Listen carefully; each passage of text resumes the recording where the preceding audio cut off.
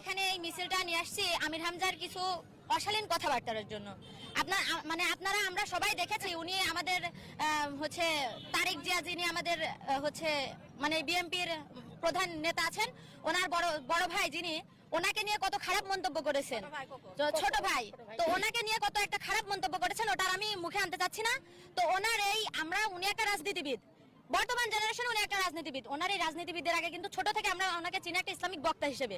ওনার কথাবার্তার ধরন কিন্তু ছোট থেকে আমরা অন্যরকম দেখে আসছি। হঠাৎ করে রাজনীতিবিদ হয়ে উনি এইভাবে আমাদের উল্টাপাল্টা কথা বলে তো আমাদের নেতাদেরকে এভাবে অপমান করতে পারেন না। তার এই কথার প্রতিবাদ মূলক হিসেবে আমরা প্রতিবাদ করার জন্য আমরা সবাই এখানে একত্রিত হই।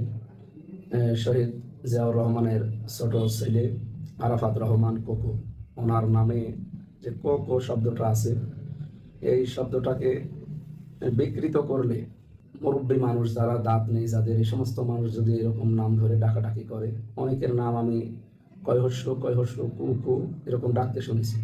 প্রিয় দেশবাসী,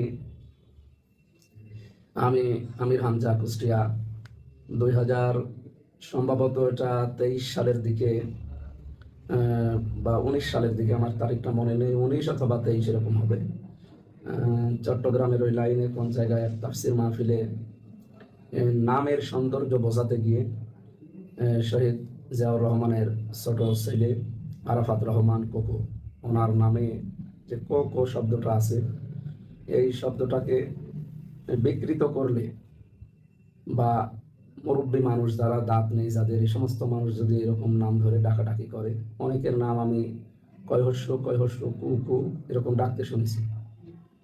সেই উদাহরণটা টানতে গিয়ে অনাকাঙ্ক্ষিতভাবে আসলে চলে আসে 1-1.5 ঘন্টা 2 ঘন্টার ভেতরে কথা বলবে। তো ওই সময় তার পরের দিন আমি এটা সংশোধন করে নিয়েছি, ভুল স্বীকার করে। কারণ ভুল হলে মানুষ স্বীকার করবে, এর ভেতরে কোনো লজ্জা নেই, অপমান নেই, মানুষকে ছোট হওয়া নেই। এটা আমি ভুল হলে স্বীকার করি, মানুষ তো ভুলের ঊর্ধ্বে নয়। এরপরে আবার কিছুদিন পরে যখন এ নিয়ে কথা উঠেছিল, আমি আবার লাইভে বলেছিলাম এই বিষয়টা, যে আসলে এটা অনাকাঙ্ক্ষিত। 1-1.5 ঘন্টার ভেতরে এরকম 2-1টা স্লিপ অফ টাং হতে পারে।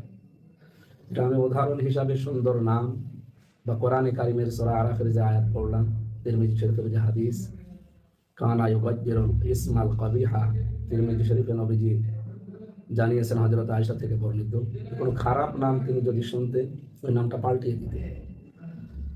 আমরা এই উদ্দেশ্য নিয়ে আসলে কথাগুলো বলতে গিয়েছিলাম। তো আমার ভুলের জন্য আমি মাফ চেয়েছি, ক্ষমা চেয়েছি, সংশোধন করে নিয়েছি। আশা করছি আল্লাহ আমাকে মাফ করে দেবে। কিন্তু এটাকে এতদিন পর, এত বছর পর যারা এখন হঠাৎ করে রাজনৈতিক স্বার্থ চরিতার্থ করার জন্য এই ভিডিওগুলো কাটছাট করি, আগে কি বলেছি, 1 ঘন্টা পরে কি বলেছি, আধা ঘন্টা, এগুলো নেই। এই 8 মিনিট 8 সেকেন্ড 10 সেকেন্ড 15 সেকেন্ড সামনে নিয়ে এসে যারা জাতির সামনে আমারকে চরিতার্থ করার চেষ্টায় আছে, তাদেরও তো কত ভুল হয় তাদের রাজনৈতিক নেতাদের নিয়ে কথা বলতে গেলে। এই তো কয়েকদিন আগে তাদের একজন মরহুম বা মরহুমা মানুষকে নিয়ে কথা বলতে গিয়ে তারা এমন একটা শব্দ চয়ন করেছে যেগুলো তাদের দলের লোক হাসাহাসি করছে। আমরা চাই আল্লাহ রাব্বুল আলামিন শহীদ জিয়াউর রহমানের সন্তানকে কবরে মাফ করে দিক। আমি ব্যক্তিগতভাবে শহীদ জিয়াউর রহমানকে ওনার আদর্শ মানি না, কিন্তু ভালোবাসি থাকি। জনাব তারেক রহমান এবং আরাফাত রহমান, এই মানুষগুলোকে আমি এমনি ব্যক্তিগতভাবে